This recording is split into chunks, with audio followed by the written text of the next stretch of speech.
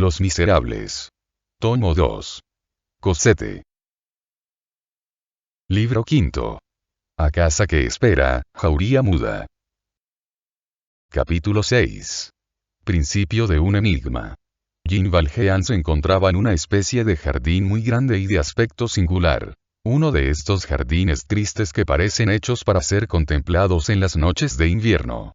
Este jardín tenía una forma oblonga, con una avenida de grandes álamos al fondo, arboleda bastante alta en los ángulos, un espacio sin sombra en medio, donde se distinguía un gran árbol aislado, y después algunos árboles frutales torcidos y erizados como gruesos matorrales, cuadros de legumbres, un melonar cuyas campanas brillaban a la luna, y un viejo pozo. Aquí y allá había algunos bancos de piedra, que parecían negros de musgo. Las avenidas estaban bordeadas de pequeños arbustos oscuros y rectos. La hierba había invadido la mitad y una especie de moho verde cubría el resto.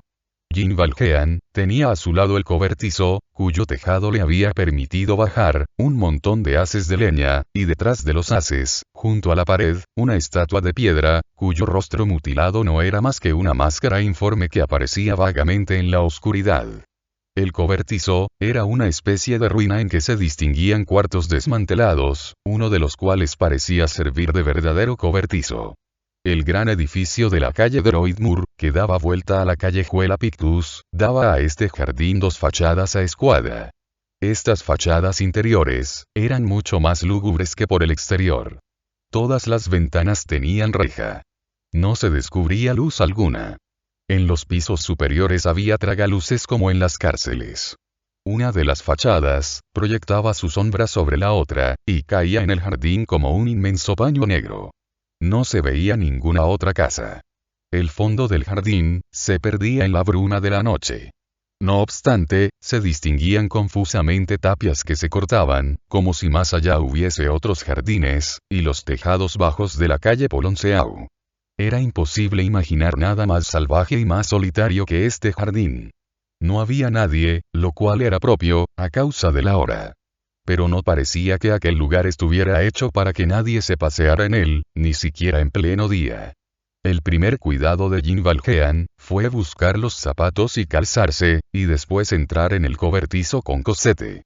El que huye no se cree nunca bastante oculto. La niña continuaba pensando en la Thénardier y participaba de este deseo de ocultarse lo más posible. Cosette temblaba y se pegaba a él. Oíase el ruido tumultuoso de la patrulla que registraba el callejón y la calle, los golpes de las culatas contra las piedras, las llamadas de Javert a los espías que había apostado, y sus imprecaciones mezcladas con palabras que no se entendían. Al cabo de un cuarto de hora, pareció que aquella especie de ruido tumultuoso empezaba a alejarse. Jean Valjean no respiraba. Había colocado suavemente la mano sobre la boca de Cosette. La soledad en que se hallaba era tan extrañamente profunda, que aquel horrible ruido, tan ruidoso y tan próximo, apenas llegaba a él como la sombra de un ruido. Parecía que aquellos muros estaban construidos con las piedras sordas de las cuales hablan las escrituras. De pronto, en medio de aquella calma profunda, un nuevo ruido se dejó oír. Un ruido celeste, inefable, tan dulce como horrible era el otro. Era un himno que procedía de las tinieblas, un ruido de oración y de armonía en el oscuro y terrible silencio de la noche. Voces de mujeres, pero voces compuestas a la vez del acento puro de las vírgenes, y del acento sencillo de los niños, de estas voces que no son de la tierra, y se parecen a las que los recién nacidos oyen aún, y las que oyen ya los moribundos. Este canto procedía del sombrío edificio que dominaba el jardín.